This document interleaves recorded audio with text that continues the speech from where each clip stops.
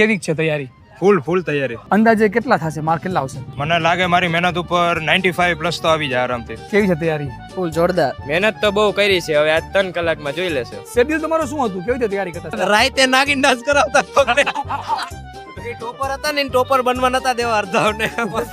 કેટલા માર્ક્સ આવશે? 40 અપનો ટાર્ગેટ છે. 50 માંથી 40 આ લોકોને ખબર નહીં, ભેગું જ કરી લેવું હોય છે દરેક જગ્યાએ. છોકરાઓ માટે માર્ક્સ વધવા દો તને કહે ને મહેનત કરે. કે જે કોઈ ચોરી કરતા પકડાશે એને સસ્પેન્ડ કરશે. તો એ શું લાગે છે, બરોબર છે? નિયમ બદલાવો જોઈએ, ઓછો કરવો જોઈએ કે ન રાખવો જોઈએ? જેને મહેનત કરી હોય એનું શું?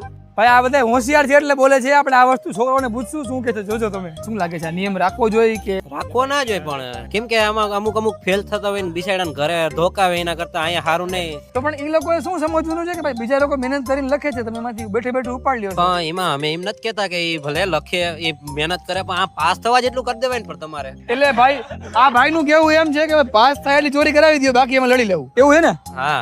તમને શું લાગે છે કેટલા માર્ક્સ આવશે? નક્કી નો કહેવાય, પેપર હાર્ડ નીકળે તો વાર લાગે, ઓછા માર્ક આવે. તમને ઓછા આવશે તો આ બધા ઓછા આવશે ને?